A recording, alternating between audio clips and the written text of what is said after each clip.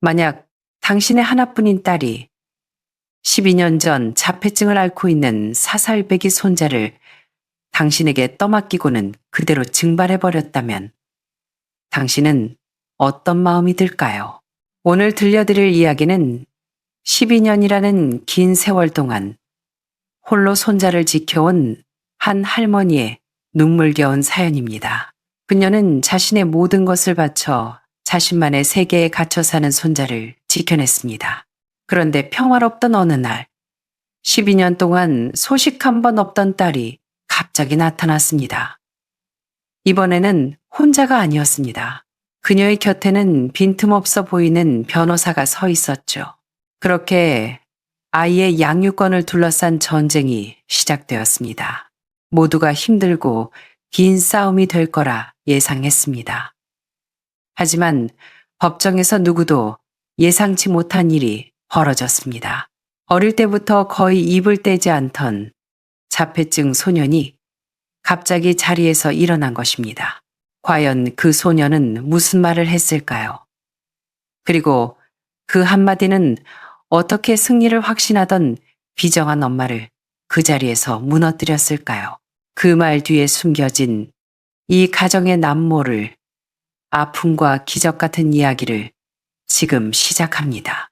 제 이름은 김영자. 올해로 68입니다.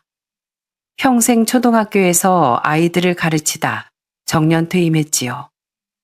은퇴 후의 삶은 대부분 잔잔한 호수처럼 평화로웠습니다. 저와 손자 지훈이, 우리 두 식구는 단순하고 조용한 나날을 보내고 있었죠. 하지만 사람이 이 나이가 되어서야 깨닫게 되는 게 있더군요. 어떤 폭풍은 내가 문을 닫아건다고 해서 피해갈 수 있는 게 아니라는 것을요. 그날 오후는 날씨가 좀 후텁지근했습니다. 부엌에서 저녁 준비를 하고 있는데 갑자기 초인종이 울렸습니다. 손에 묻은 물기를 닦으며 현관으로 다가갔죠. 인터폰 화면을 보고 저는 그만 굳어버리고 말았습니다. 문 밖에는 두 사람이 서 있었습니다.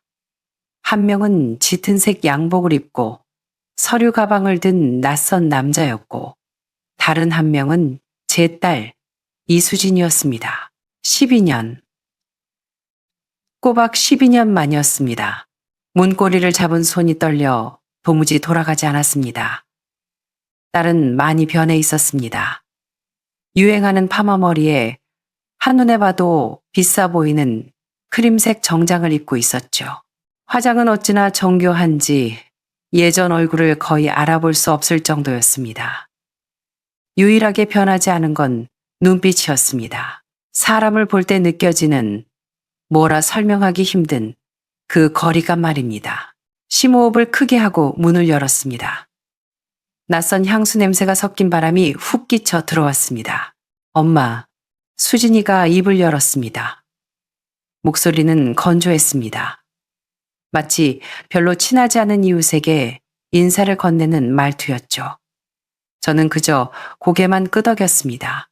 무슨 말을 해야 할지 알 수 없었으니까요. 왔니? 라고 해야 할지, 잘 지냈니? 라고 물어야 할지. 12년이라는 공백은 모든 인사말을 무색하게 만들었습니다.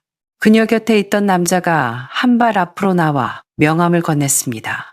김 여사님 안녕하십니까? 저는 박 변호사입니다. 이수진 씨의 법률 자문을 맡고 있습니다. 변호사라니. 불길한 예감이 엄습했습니다. 저는 그들을 거실로 안내해 낡은 소파에 앉혔습니다. 물이라도 한 잔 가져오려 몸을 돌리는데 수진이가 저를 불렀습니다. 엄마, 그러실 필요 없어요. 오늘 온 건 지훈이 문제로 상의할 게 있어서예요. 발걸음이 멈췄습니다. 오늘 온 건 지훈이가 번 그 돈 80억 원 때문이에요. 딸은 저를 똑바로 쳐다보며 말했습니다.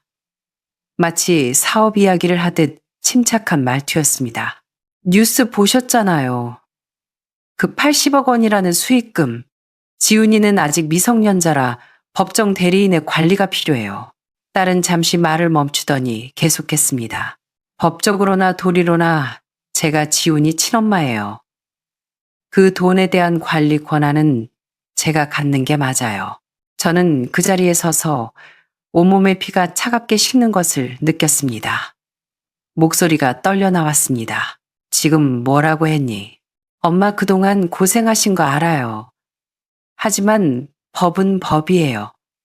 전 지훈이의 유일한 엄마라고요. 유일한 엄마. 그 단어가 바늘처럼 제 귓속을 파고들었습니다. 뭐라 더 말하고 싶었지만 지훈이 방문이 언제 열렸는지 살짝 틈이 보였습니다. 아이가 들을까봐 이 차가운 말들이 아이의 깨끗한 세상을 더럽힐까봐 겁이 났습니다. 여긴 이야기할 곳이 못 된다. 나가서 얘기하자. 박 변호사가 고개를 끄덕이며 서류 가방을 챙겼습니다. 수진이는 일말의 구김도 없는 정장을 매만지며 일어섰습니다. 처음부터 끝까지 지훈이는 어디 있냐는 안부 한마디가 없었습니다. 그들을 보내고 문을 닫는 순간 온몸에 힘이 쭉 빠져나갔습니다. 저는 차가운 현관문에 기대어 주저앉았습니다. 수진이의 목소리와 박 변호사의 사무적인 말투가 귓가에 맴돌았습니다. 김 여사님, 다시 연락드리겠습니다. 어느새 밖은 어둑어둑해졌습니다. 집안은 고요했습니다. 벽에 걸린 낡은 괴종 시계가 똑딱, 똑딱거리는 소리만 들릴 뿐이었습니다. 그 소리는 12년 전 비가 억수같이 쏟아지던 그날 저녁과 똑같았습니다.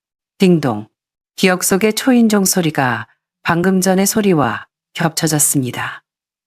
그날은 비가 아주 많이 왔습니다. 창문을 때리는 빗소리가 시끄러울 정도였죠. 문을 열자 수진이가 작은 아이의 손을 잡고 처마 밑에 서 있었습니다. 4살 된 지훈이었습니다. 노란 우비를 입고 모자에 파묻힌 작은 얼굴은 표정을 알 수 없었습니다. 아이는 온몸을 뻣뻣하게 굳힌 채 두 손으로 귀를 꽉 막고 있었습니다. 엄마, 수진이의 목소리는 지쳐 있었습니다. 며칠만 좀 봐줘. 딱 며칠만. 서울에 정말 중요한 기회가 생겼어. 자리 잡는 대로 바로 데리러 올게. 저는 지훈이를 바라봤습니다. 아이는 저를 보지도 그 누구도 보지 않았습니다. 마치 세상과 단절된 작은 섬처럼 보였습니다. 애 아빠는 갔어. 진작에 도망갔어. 수진이는 짜증 섞인 말투로 대꾸했습니다. 엄마, 이번 한 번만 도와줘. 늦어도 이번 주말엔 꼭 올게. 그러면서 딸은 작은 공룡 배낭 하나를 제 손에 쥐어주고는 빗속으로 뛰어들었습니다. 길가에 대기 중이던 택시에 올라타 버렸죠. 뭐라 물어볼 새도 없이 차는 흙탕물을 튀기며 사라졌습니다. 저는 제 옆에 남겨진 작은 손자를 내려다보았습니다. 아이는 여전히 귀를 막은 채 몸을 앞뒤로 살짝살짝 흔들며 입으로는 알아들을 수 없는 웅웅거리는 소리를 내고 있었습니다. 손을 잡고 집으로 들어가려는데 아이의 손이 얼음장 같았습니다. 지훈아, 들어가자. 비 많이 온다. 아이는 반응이 없었습니다. 그때는 자폐증이 뭔지도 몰랐습니다. 그저 제 눈앞에 이 아이, 내 손자의 세상에는 영원히 그치지 않을 비가 내리고 있다는 것만 느꼈습니다. 그리고 이번 주말이라던 수진이의 약속은 12년 동안 지켜지지 않았습니다. 12년이 지난 오늘, 비는 그쳤지만 대신 폭풍이 몰려왔습니다. 이번 폭풍은 제가 목숨처럼 지켜온 그 작고 고요한 세계를 집어삼키려 하고 있었습니다. 수진이가 떠난 첫 일주일은 제 교직 생활 30년을 합친 것보다 더 길게 느껴졌습니다. 아이 키우는 거야 수백 명도 가르쳐 봤으니 어렵지 않을 거라 생각했었죠. 하지만 지훈이는 교실에서 떠들고 뛰어노는 아이들과는 완전히 달랐습니다. 지훈이의 세상은 완벽하게 고요했습니다. 너무 조용해서 불안할 정도였죠. 첫날 저녁 국수를 삶아줬지만 먹지 않았습니다. 죽으로 바꿔줘도 쳐다보지도 않았습니다. 결국 아이가 입에 댄 건 아무 맛도 없는 크래커 몇 조각과 물뿐이었습니다. 목욕시키는 건 전쟁이었습니다. 수도꼭지 물소리가 아이를 찌르기라도 하는 듯 비누 거품이 닿으면 감전된 사람처럼 몸을 움츠리며 짧은 비명을 질렀습니다. 그건 울음이 아니라 순수한 공포였습니다. 밤에 혼자 자면 무서울까봐 이불을 덮어주려 손을 뻗었는데 이불 끝이 닿자마자 또다시 비명을 질렀습니다. 결국 저는 이불을 침대 발치에 두고 작은 의자를 가져와 방문 앞에 앉아 밤을 새웠습니다. 아이는 밤새 눈을 뜨고 침대에 앉아 오뚜기처럼 몸을 앞뒤로 흔들었습니다. 그렇게 하루하루가 지나고 주말이 왔지만 수진이는 오지 않았습니다. 전화 한 통 없었죠. 초조해진 제가 전화를 걸어도 음성 사서함으로만 넘어갔습니다. 그 시기 제 퇴직금은 택시비와 각종 검사비로 거의 다 들어갔습니다. 병원에서는 자폐 스펙트럼이라는 낯선 진단을 내렸습니다. 저는 의사 선생님의 조언대로 규칙적인 생활 패턴을 만들기 시작했습니다. 매일 아침 7시 기상, 아침은 반드시 토스트 2조각과 계란 프라이 하나, 8시 반에는 똑같은 길로 센터에 갔습니다. 아이의 세상은 정밀한 시계 같아서 1분 1초의 오차도 허용하지 않았습니다. 모든 물건은 제자리에 있어야 했습니다. 벗어둔 신발코는 바깥을 향해야 했고 양치컵은 거울 왼쪽 상단, 그리고 밥그릇은 꼭 그 하늘색 플라스틱 그릇이어야만 했습니다. 하루는 설거지를 하다 손이 미끄러져 그 그릇이 깨져버렸습니다. 그날 저녁 식탁 위에 놓인 새 파란색 그릇을 보고 지훈이는 입을 꾹 다문 채 꼼짝도 하지 않았습니다. 울지도 떼를 쓰지도 않고 그저 곡기를 끊어버렸습니다. 다음 날도 마찬가지였죠. 속이 타들어가는 심정으로 동네 철물점과 잡화점을 다 뒤져 다 쓰러져가는 낡은 가게 구석에서 똑같은 하늘색 플라스틱 그릇을 찾아냈습니다. 그 그릇에 밥을 담아주자 아이는 한참을 쳐다보다가 숟가락을 들었습니다. 아이와 함께하며 저는 그 침묵의 세계 속에 제가 이해할 수 없는 질서가 있다는 걸 알게 되었습니다. 지훈이는 마루에 미니카를 색깔별로 가장 짙은 빨강부터 연한 노랑까지 무지개처럼 완벽하게 줄 세우는 걸 좋아했습니다. 그리고 비 오는 날이면 창가에 앉아 오후 내내 유리창을 타고 흐르는 빗방울을 바라봤습니다. 빗방울 하나가 다른 빗방울과 합쳐져 빠르게 흘러내릴 때면 아이의 입꼬리가 아주 미세하게 올라갔습니다. 그때 알았습니다. 감정이 없는 게 아니라 세상을 느끼는 방식이 우리와 다를 뿐이라는 것을요. 서너 달쯤 지났을까 드디어 수진이와 통화가 되었습니다. 수화기 너머로 시끄러운 노래방 소리가 들려왔습니다. 여보세요? 수진아, 언제 지훈이 보러 올 거니? 제 말이 끝나기도 전에 딸이 말을 잘랐습니다. 엄마, 솔직히 말할게. 나 못해. 못하겠어. 목소리에는 짜증과 피로가 섞여 있었습니다. 나도 해보려고 했어. 받아들이려고 했다고. 근데 정말 안 돼. 내 인생을 이렇게 묶어둘 순 없어. 걔는 엄마가 좀 맡아줘. 전화는 그렇게 끊겼습니다. 뚜뚜하는 신호음만 듣고 멍하니 서 있었습니다. 그제야 깨달았습니다. 아무도 돌아오지 않는다는 것을, 이제부터 이 고요하고 고집스러운 작은 우주를 저 혼자 짊어져야 한다는 것을요. 시간은 흘러 지훈이가 초등학교에 갈 나이가 되었습니다. 또 다른 소리 없는 전쟁의 시작이었죠. 특수학교에 보내고 싶지 않았습니다. 말은 안 해도 아이가 다 알고 있다는 걸 저는 느꼈으니까요. 그저 조금 더 친절한 환경이 필요할 뿐이었습니다. 학교를 몇 번이나 찾아가 교장 선생님, 교무주임 선생님을 만났습니다. 제가 기록한 지훈이의 관찰 일지, 그 두꺼운 노트를 내밀며 사정했습니다. 교장 선생님, 지훈이는 시끄럽게 굴지 않아요. 배우는 게 조금 느릴 뿐입니다. 조용한 구석자리 하나만 주시면 아무도 방해하지 않을 거예요.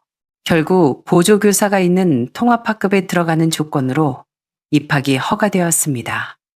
저는 이 정도면 승리했다고 생각했습니다. 하지만 진짜 싸움은 다른 학부모들과의 관계였습니다. 입학 한 달도 안 되어 저는 학교에 불려갔습니다. 특별 학부모 회의였습니다.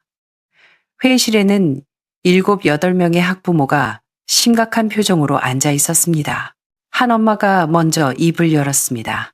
우리 딸이 그러는데 반에 말도 안 하고 친구들이랑 어울리지도 않는 애가 있어서 분위기가 이상하대요. 다른 아빠가 거들었습니다. 가끔 수업 중에 이상한 소리를 낸다면서요? 면학 분위기 해치게. 점잖게 말했지만 그들의 말 속에는 지훈이를 이물질 취급하는 가시가 돋쳐 있었습니다. 그들의 말이 다 끝난 후 제가 천천히 입을 열었습니다. 어머님, 아버님들, 그 이상한 아이가 제 손자입니다. 아이가 먼저 말을 걸지 않는 건 소통에 어려움이 있어서고 가끔 소리를 내는 건 주변 자극이 너무 강해서 그렇습니다. 제 목소리는 떨리지 않았습니다. 내 아이가 피해볼까 걱정하시는 마음 압니다. 하지만 한 번만 생각해 주십시오. 이 세상에 정상이라는 기준이 딱 하나만 있는 건 아니지 않습니까? 제 손자는 아기가 없습니다. 그저 조금 다를 뿐입니다. 우리 아이들이 어릴 때부터 그런 다름을 이해하고 받아들이는 법을 배운다면 국영수 점수보다 더 귀한 교육이 되지 않을까요? 그날 제 말이 그들을 설득했는지는 모릅니다. 하지만 그 후로 다시는 그런 회의에 불려가는 일은 없었습니다. 제 환갑날이었습니다. 자식들은 아무도 없고 지훈이와 단둘이 있었죠. 저를 위해 미역국을 끓이고 지훈이에게는 늘 먹던 계란찜과 밥을 차려주었습니다. 밥을 다 먹고 나자 지훈이가 갑자기 일어나 제 앞으로 왔습니다. 아이가 작은 손을 내밀었습니다. 손바닥 위에는 파도에 닳고 닳아 아주 매끄럽고 동그란 조약돌 하나가 놓여 있었습니다. 아직 온기가 남아있는 돌이었습니다. 할머니, 생일 축하해요. 그런 말은 없었습니다. 아이는 그저 그 돌을 제 미역국 그릇 옆에 가만히 내려놓았습니다.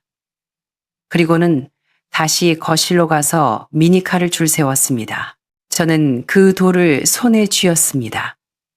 어떤 화려한 축하 말보다 더 따뜻한 온기가 전해졌습니다. 아이는 자기만의 방식으로 말하고 있었습니다. 다 알고 있다고, 할머니 마음 다 안다고. 중학생이 된 지훈이는 키가 훌쩍 컸지만 여전히 말이 없었습니다. 하지만 아이의 닫힌 세계에 창문이 하나 생겼습니다. 바로 컴퓨터였습니다. 학교 컴퓨터 시간 그 수업 이야기만 나오면 지훈이 입가에 미소가 번졌습니다. 기계에 빠져든 아이를 보며 제 마음속에 작은 생각이 싹됐습니다. 그해 여름, 태풍이 유난히 잦아 낡은 지붕에서 물이 새기 시작했습니다. 수리 견적은 수백만 원이 나왔습니다. 통장을 펴놓고 계산기를 두드렸습니다. 평생 모은 돈으로 할 수 있는 건 딱 하나였습니다. 지붕을 고치거나 지훈이에게 제대로 된 컴퓨터를 사주거나 밤새 빗소리를 들으며 고민했습니다. 안전한 지붕과 아이의 꿈, 무엇이 더 중요할까? 결국 저는 결심했습니다. 지붕은 천막으로 덮으면 되지만 아이의 성장은 기다려주지 않으니까요. 컴퓨터가 집에 온 날 지훈이는 딴 사람이 되었습니다. 거실 바닥에서 자동차만 줄 세우던 아이가 하루 종일 방에 틀어박혀 모니터만 쳐다봤습니다. 타닥타닥 키보드 치는 손놀림이 보이지 않을 정도로 빨랐습니다. 화면에는 알 수 없는 영어와 기호들이 가득했습니다. 공부하는 거니 하고 물으면 고개를 저었고 재미있니? 하면 고개를 끄덕였습니다. 그거면 충분했습니다. 아이가 행복하다면 제가 이해할 필요는 없었으니까요. 집안에는 낡은 시계 소리 대신 경쾌한 키보드 소리가 울려 퍼지기 시작했습니다. 어느 날 오후 과일을 깎아 방에 들어가니 지훈이가 의자를 돌려 저를 봤습니다. 할머니, 이거 봐요. 화면에는 아주 단순한 픽셀 그림의 작은 새 한 마리가 파란 하늘을 배경으로 떠 있었습니다. 지훈이가 마우스를 클릭하자 새가 파닥거리며 날아올랐습니다. 화면 오른쪽에서 초록색 파이프 기둥들이 나타났습니다. 해봐요. 아이가 마우스를 제게 넘겼습니다. 서툰 솜씨로 클릭질을 해대며 몇 번의 실패 끝에 겨우 파이프 하나를 통과했습니다. 화면의 숫자 1이 떴습니다. 저도 모르게 웃음이 나왔습니다. 이거 꽤 재밌네. 이름이 뭐니? 지훈이는 화면 위쪽에 작은 글씨를 가리켰습니다. 별의 새라고 적혀 있었습니다. 몇 달 뒤 주말 오후에 지훈이가 다시 저를 불렀습니다. 게임은 훨씬 더 정교해져 있었고 배경음악도 생겼습니다. 단순하고 반복적인 전자음 비트였습니다. 그런데 그 소리가 묘하게 익숙했습니다. 이 음악, 지훈이가 저를 보며 드물게 눈을 반짝였습니다. 누군가 알아주길 바라는 눈빛이었습니다. 아이가 입을 열어 설명했습니다. 할머니 소리예요. 저는 멍하니 서 있었습니다. 아이가 허공에 손가락을 까딱거리며 박자를 맞췄습니다. 탁탁탁. 이건 도마 소리. 째깍째깍. 시계 소리. 윙윙. 세탁기 소리. 순간 눈물이 핑 돌았습니다. 제가 아이를 위해 밥을 하고 빨래를 하던 그 사소한 집안일 소리들. 제가 아무 의미 없다고 생각했던 그 소음들을 아이는 다 듣고 있었던 겁니다. 그 소리들을 모아 자신만의 안전한 세상을 만든 것이었죠. 저는 컴퓨터라곤 켤 줄도 모르는 할머니였지만 그 순간만큼은 세상에서 가장 아름다운 교향곡을 이해한 지휘자가 된 기분이었습니다. 지훈이는 그 게임을 앱스토어에 올렸습니다. 다른 사람들도 할 수 있게. 그게 이유의 전부였습니다.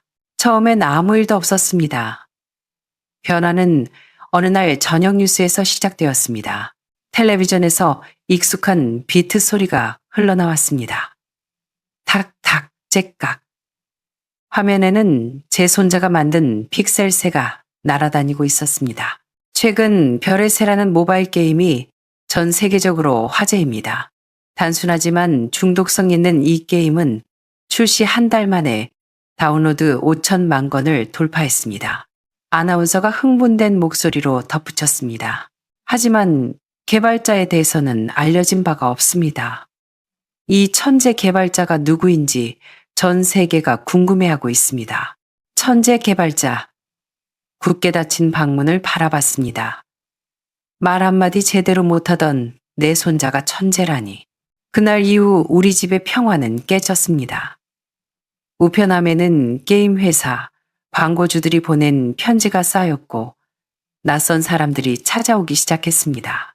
어느 날 회계사라는 사람이 찾아와 계산기 두드린 내역을 보여줬습니다. 김 여사님, 지난달 광고 수익만 정산한 금액입니다. 플랫폼 수수료 제하고 이 정도입니다. 저는 숫자를 셀 수가 없어서 얼마냐고 물었습니다. 80억 원입니다. 찻잔을 든 손이 떨려 뜨거운 물이 쏟아졌지만 뜨거운 줄도 몰랐습니다. 평생 교단에서도 만져보지 못한 돈, 방구석에서 키보드만 두드리던 아이가 80억을 벌어들인 것입니다. 변호사가 와서 법인을 세우고 계좌를 만들었습니다. 통장에는 평생 본 적 없는 숫자가 찍혔지만 저는 하나도 기쁘지 않았습니다. 두려웠습니다. 기자들은 피냄새 맡은 상어처럼 몰려들었습니다. 집 앞 골목을 지키고 있다가 장이라도 보러 나가면 마이크를 들이댔습니다. 할머니, 손자가 자폐증이라던데 사실입니까? 코딩은 언제부터 가르치셨어요? 이웃들의 눈빛도 변했습니다. 동정심은 시기와 질투로 바뀌었습니다. 지은이는 다시 커다란 헤드폰을 쓰기 시작했습니다. 밥 먹을 때조차 벗지 않았습니다. 세상의 소음을, 아니, 탐욕을 차단하려는 것 같았습니다. 우리가 가장 좋아했던 강변공원 산책도 더는 할 수 없었습니다. 지훈이가 만든 자유로운 하늘이 갑자기 쏟아진 돈과 명예라는 감옥이 되어버린 것 같았습니다. 저는 후회했습니다.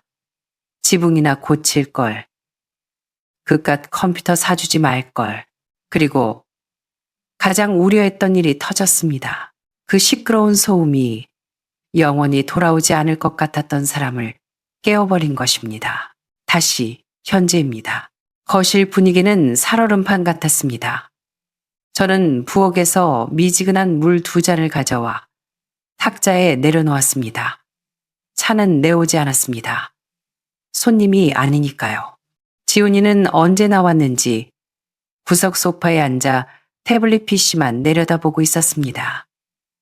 고개는 숙이고 있었지만 다 듣고 있다는 걸 저는 알았습니다. 박 변호사가 서류 뭉치를 꺼냈습니다. 김 여사님, 우선 이 서류들을 좀 봐주십시오. 돋보기를 끼고 서류를 봤습니다. 가족관계 증명서. 이수진이 지훈이의 친모라는 사실이 적혀 있었습니다. 다음 장을 넘기니 은행 송금 내역 사본이 나왔습니다. 몇 달에 한 번씩 수진이 이름으로 모르는 계좌에 돈이 이체되어 있었고 적혈안에는 지훈 양육비라고 적혀 있었습니다. 손이 부들부들 떨렸습니다. 저는 단돈 10원도 받은 적이 없었습니다. 그 뒤에는 이메일 출력물이 있었습니다. 수진이가 아동발달센터에 지훈이 상태를 묻는 내용이었습니다. 고개를 들어 수진이를 봤습니다. 딸은 슬픈 표정을 짓고 있었습니다. 아주 잘 연기된 슬픔이었습니다. 엄마, 내가 그동안 서울에서 얼마나 힘들었는지 엄마는 몰라. 자주 못 오는 대신 친구 통해서 필요한 물건 사보내라고 돈도 보냈고 센터 선생님이랑 계속 이메일 주고받으면서 지훈이 챙겼어. 몸은 떨어져 있어도 내 마음은 늘 지훈이랑 있었다고. 말 한마디 한마디가 어찌나 논리 정연한지 제가 당사자가 아니었다면 속아 넘어갈 뻔했습니다. 서류를 탁자에 내려놓으며 제가 말했습니다. 수진아, 그런 거 다 필요 없다. 딱 하나만 묻자. 지난 12년 동안 지훈이 얼굴 몇 번이나 봤니? 밥 한 끼 해먹인 적 있니? 얘 생일이 언젠지는 기억하니? 딸의 얼굴이 일순 굳어졌습니다. 박 변호사가 끼어들었습니다. 김 여사님, 심정 이해합니다. 하지만 이수진 씨가 아이를 챙겨왔다는 건 이 서류들이 법적으로 증명합니다. 지훈 군의 그 막대한 재산, 전문가의 관리가 필요합니다. 친권자인 어머니가 관리하는 게 법적으로 타당합니다. 그는 덧붙였습니다. 물론 할머님의 노고는 인정합니다. 지훈 군은 지금처럼 할머님이 돌보시고 재산 관리만 어머니가 맡는 구조로 가시죠. 참 말은 좋습니다. 지훈이가 아니라 지훈이 명의의 돈만 가져가겠다는 소리니까요. 수진이가 제 손을 잡으려 하며 말했습니다. 엄마, 나 믿어.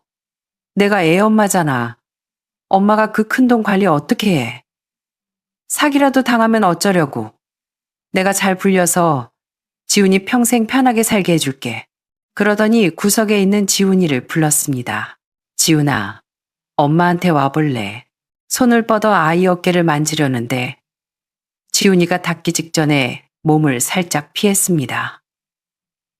수진이의 손이 허공에서 민망하게 멈췄습니다.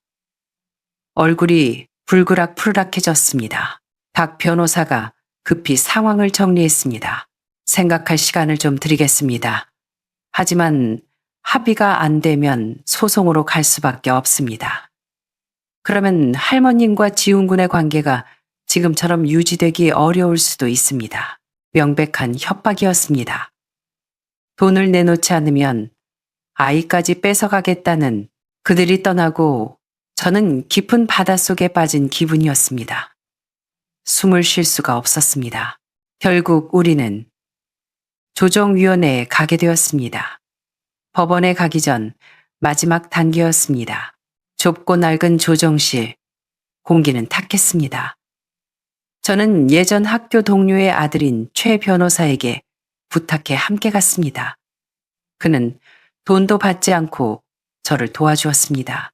최 변호사는 제가 12년 동안 쓴 육아일기, 병원 영수증, 학교 성적표를 산더미처럼 쌓아놓고 변론했습니다. 할머님이 유일한 양육자였습니다. 그가 내민 사진첩, 알림장, 진단서, 모두 피와 땀이 섞인 진짜 증거들이었습니다. 하지만 박 변호사는 코웃음 치듯 반박했습니다. 위원님, 할머님의 노고는 감사하지만 그건 어디까지나 정서적 기여일 뿐입니다. 법적인 친권과는 별개의 문제입니다. 저쪽에서 제시하는 자료들은 감정에 호소하는 것들입니다. 제 12년 세월이 고작 감정적 호소라니 가슴이 답답해 터질 것 같았습니다. 조정위원도 난처한 표정이었습니다. 법적인 서류를 완벽하게 꾸며온 딸 쪽으로 마음이 기운 눈치였습니다. 김 여사님, 법적으로는 친모의 권한이 우선입니다. 소송 가면 더 힘드실 텐데 재산 관리는 신탁으로 어머니 쪽에 맡기시고 양육은 할머님이 계속하시는 걸로 합의 보시죠. 그 말은 제 심장에 비수를 꽂았습니다.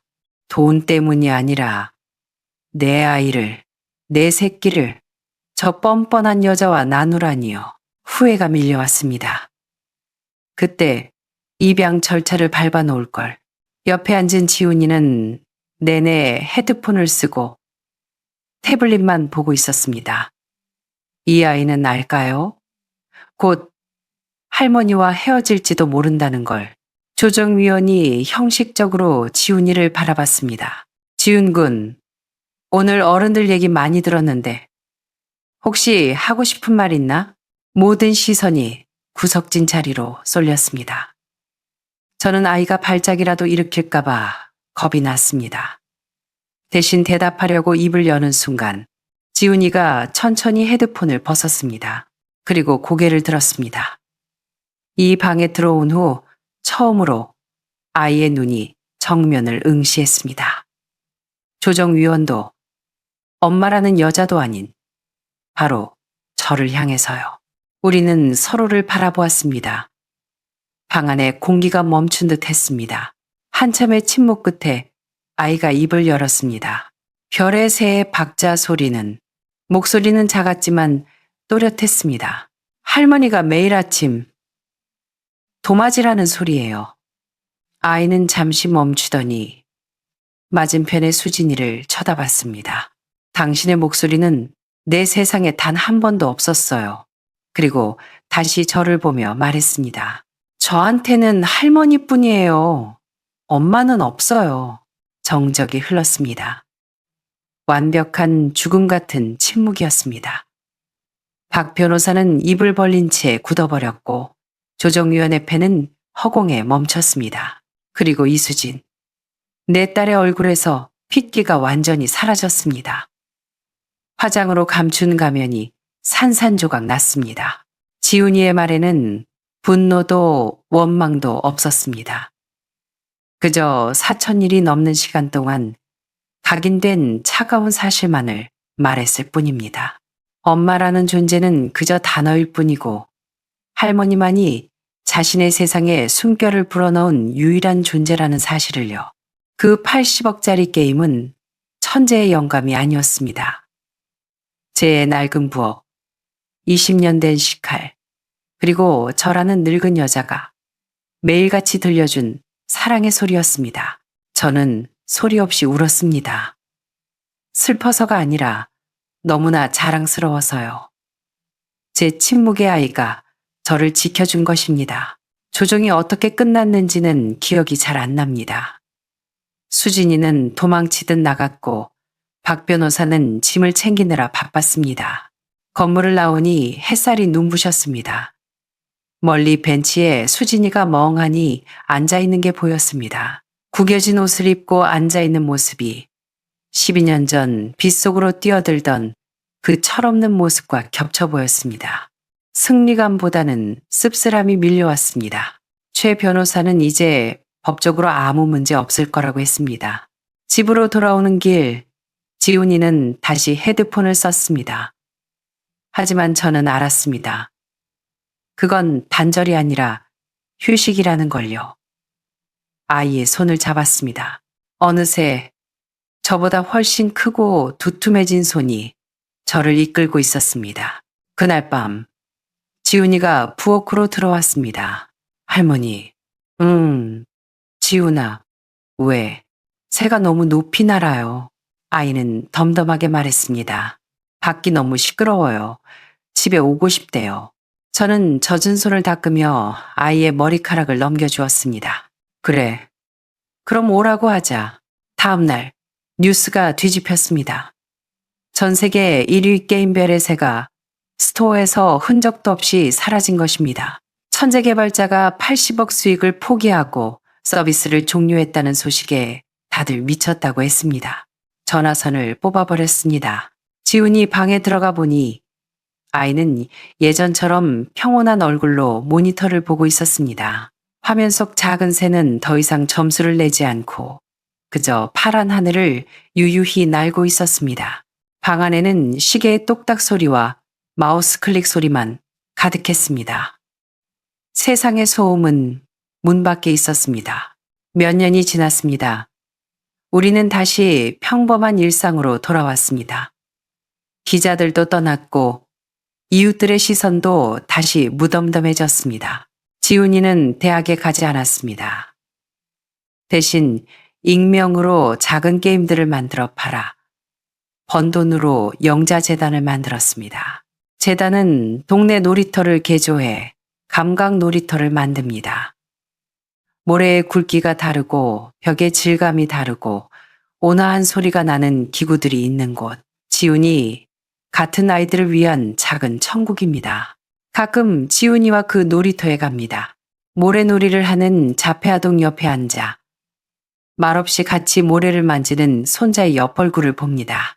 이제 지훈이는 비를 피하던 작은 새가 아니라 비 맞는 다른 새들에게 우산을 씌워주는 청년이 되었습니다. 수진이는 그 후로 연락이 없습니다. 들리는 소문엔 어느 장애인 시설에서 봉사활동을 하며 지낸다고 합니다. 속죄의 길을 걷고 있는 거겠죠. 그것으로 족합니다.